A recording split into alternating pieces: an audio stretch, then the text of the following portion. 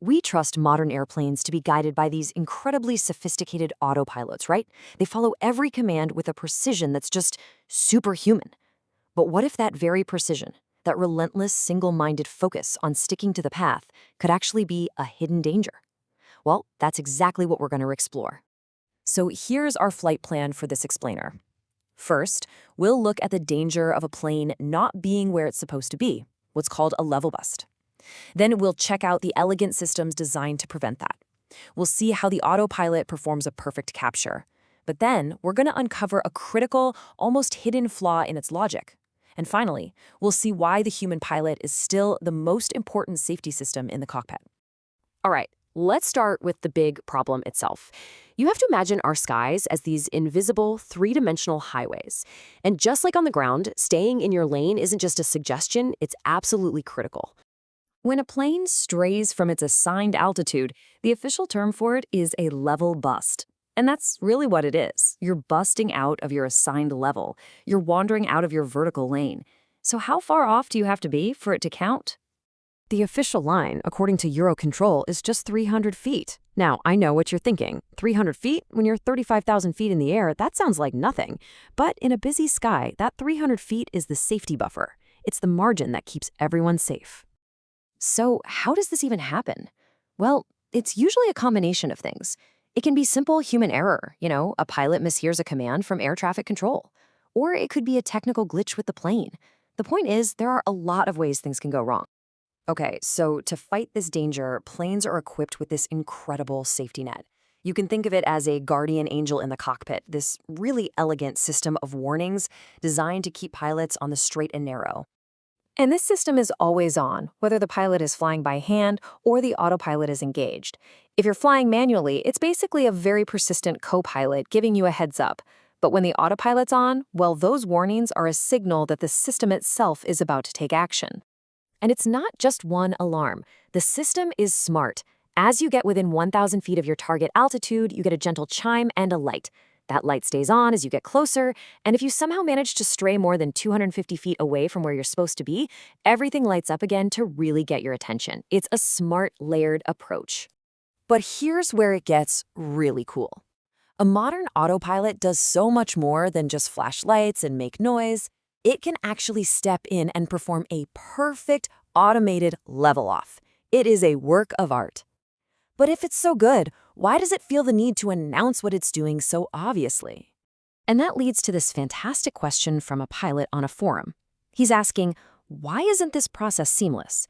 When the autopilot starts its thing, a message pops up on the screen, Alt* or altitude capture. Why does it have to tell the pilot, hey, I'm taking over to level off now? Why not just do it?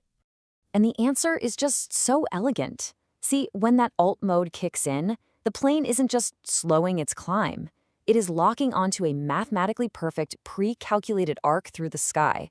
Seriously, think of a roller coaster smoothly going over the top of a hill on a perfectly engineered track. That's what the autopilot is doing. The whole thing is designed for finesse. A normal altitude capture is this incredibly gentle 0.05 G maneuver. You wouldn't even feel it. You wouldn't spill your drink. But let's say it needs to correct for something. It can get more aggressive, still super controlled, but a 0.09 G maneuver to get the plane back where it needs to be, quickly. Okay, so this system sounds perfect, right? It gives warnings, it takes action, it's precise, it's comfortable for passengers, it seems flawless. But this is where we find that hidden logical flaw. What happens when the system is forced to make a choice? So, let me ask you this. When that plane is in that alt capture mode, locked onto that perfect geometric path, what is its number one, non-negotiable, drop everything else priority? Is it speed, safety, comfort? The answer is probably not what you think. And here it is, straight from an experienced pilot. He says the autopilot will follow that path, regardless of all else. And then he says this, the aeroplane will sacrifice speed if necessary to maintain that path. Whoa. Let that sink in for a second. It will sacrifice speed. This is the absolute heart of the issue. Once that capture mode is engaged, the geometric path is king. It's everything. The system is programmed with this one simple, brutal rule.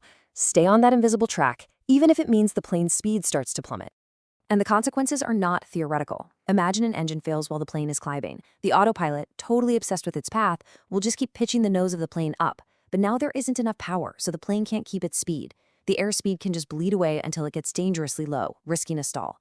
And tragically, this exact logic was a factor in a fatal test flight crash back in 1994. And this brings us back to the most critical component in the entire aircraft. The one thing that understands context and nuance, and most importantly, knows when the rules of automation need to be broken: the human pilot. Look, don't get me wrong, the altitude capture system is an absolutely brilliant piece of engineering. It makes flying safer and less taxing for pilots.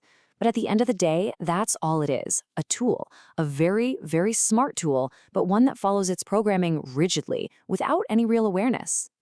And this quote from another pilot just says it all. For him, when that Alt-T message pops up, it's not a signal to relax. It's a signal to do the opposite, to watch it like a hawk. Why? Because he knows the system's blind spot. He knows its single-minded focus on the path, and he knows he's the final line of defense. So it all leaves us with this one really critical question for our increasingly automated world. We see the incredible power of these systems, but we also see their hidden, rigid limitations. Maybe the true value of a human expert isn't just knowing how to operate the machine, but knowing exactly when to tell the machine to stop.